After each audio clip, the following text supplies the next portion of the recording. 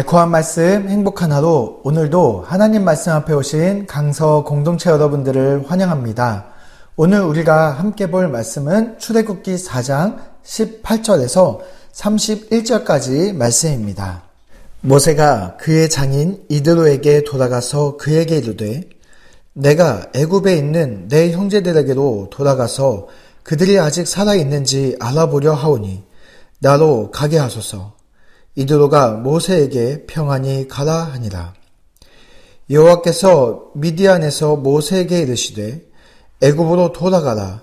내 목숨을 노리던 자가 다 죽었느니라.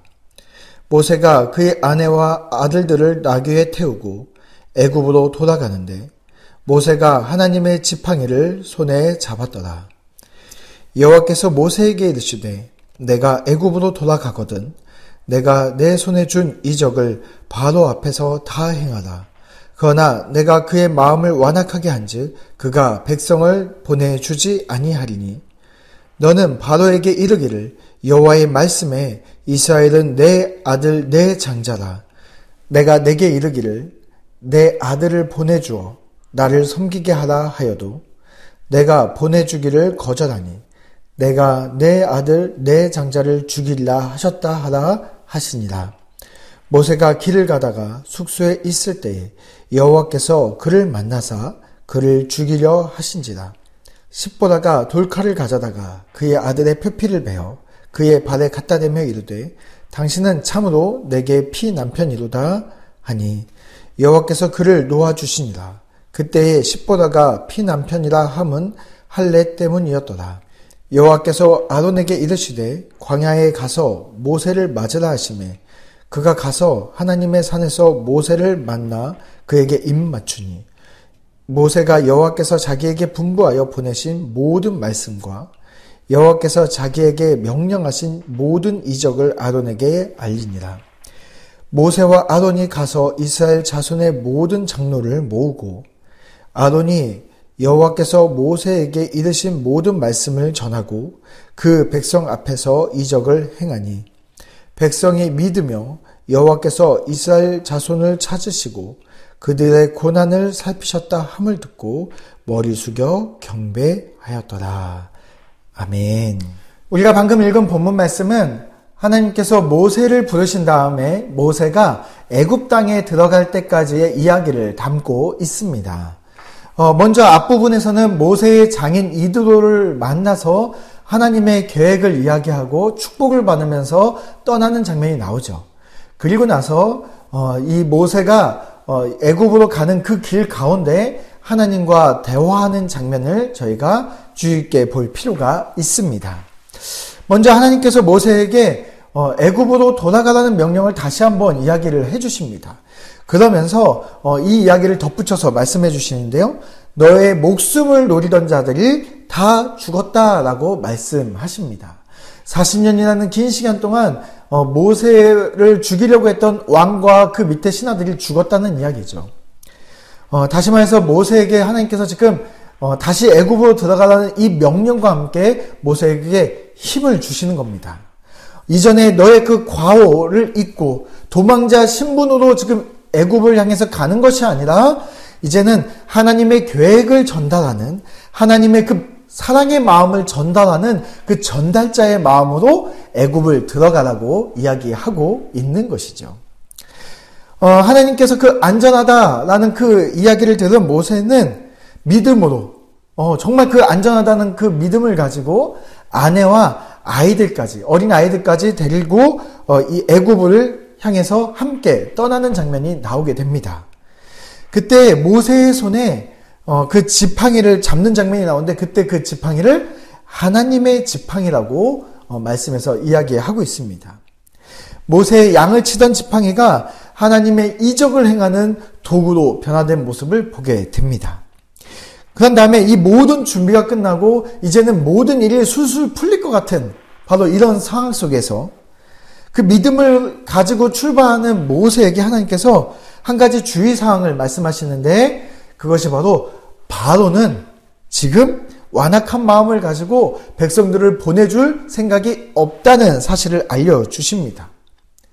그의 그 완악한 마음이 언제까지 계속된다고 이야기하십니까? 오늘 말씀해 보면 바로 그 바로 왕의 장자가 죽을 때까지 계속할 것이라고 이야기를 하고 있습니다. 다시 말해서 이 애굽에 가서 바로 왕과의 그 이야기는 결코 쉽게 끝나지 아니하고 마지막 10번째 재앙까지 가게 되는 긴 여정이라는 사실을 하나님께서 미리 말씀해주고 계시는 것입니다.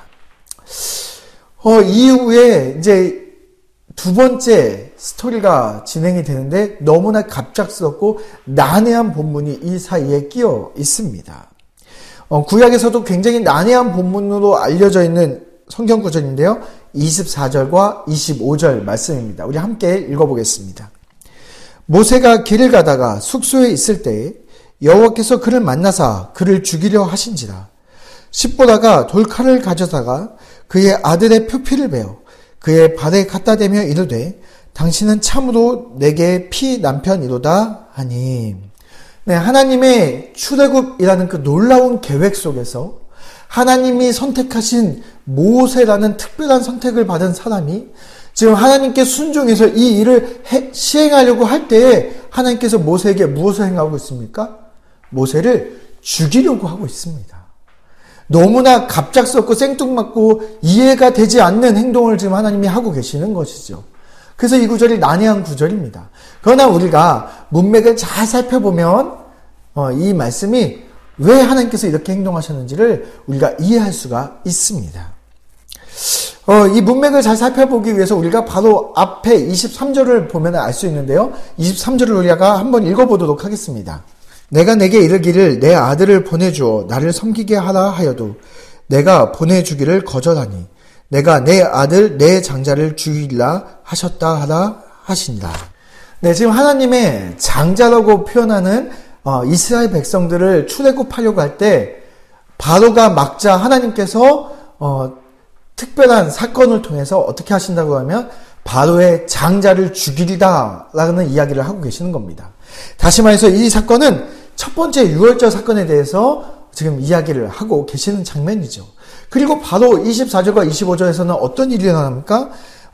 하나님께서 모세를 죽이려고 할 때 그때 바로 그의 아내 모세의 아내 십보다가 어떤 행동을 합니까? 돌칼을 가져다가 아들의 표피를 잘라서 할례를 행하죠. 그리고 그 표피를 바로 그 모세의 발 위에 올려 놓습니다. 그것을 통해서 모세가 죽음을 면하게 되는 장면이 나타나고 있습니다. 예, 6월절에 문설주에 어린 양의 피를 발랐을 때 그들이 구원받았던 그 모습과 동일한 모습을 지금 보여주고 있는 것입니다. 6월절 당시에 누가 구원을 받았습니까? 이스라엘 백성들만 구원받았습니까? 아닙니다. 피를 바른 누구나 구원을 받을 수 있었습니다. 이스라엘뿐만이 아니라 애굽 사람들까지도 그 피를 바른다면 그 유월절에 죽음을 면하고 넘어갈 수 있었습니다. 이후에 보면은 유월절 절기를 지킬 때에도 이 절기에 참여하는 기준은 바로 그 할례를 행한 이방인들까지 포함해서 이 유월절 절기를 지낼 수 있게 됩니다. 다시 말해서 이 유월절 절기는 바로 이 피를 통해서 하나님의 선택된 하나님의 언약 백성임을 보여준 누구나 하나님의 이 구원의 계획에 포함될 수 있는 사건을 보여주는 것이죠. 그래서 십보다는 그 표피를 잘라서 모세의 발 위에 올려놓고 그리고 모세의 발 위에 올려놨던 그 모세가 살아나자 이번에는 십보다가 하나님 앞에 이렇게 선포하는 것입니다. 26절에 보면 되어 있죠. 여호와께서 그를 놓아 주시니라. 그때에 십보다가 피 남편이라 함은 할례 때문이었더라. 예, 십보다 또한 피 남편이라는 그 선포를 통해서 자신 또한 언약 백성이라는 사실을 분명히 선포하고 있습니다.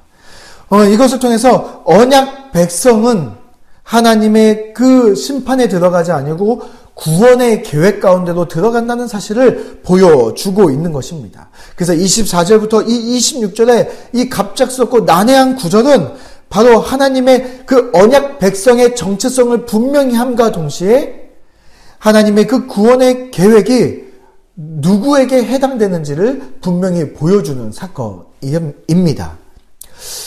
모세가 아무리 하나님의 특별한 선택을 받았고 그의 손에 하나님의 지팡이를 들고 있고 그가 그 지팡이를 통해서 어떤 이적을 행한다 할지라도 출애굽이라는 이 놀라운 하나님의 구원의 계획은 모세를 통해서가 아니라 하나님의 언약을 맺은 하나님의 백성을 향한 하나님의 구원의 계획을 통해서 이루어진다는 사실입니다.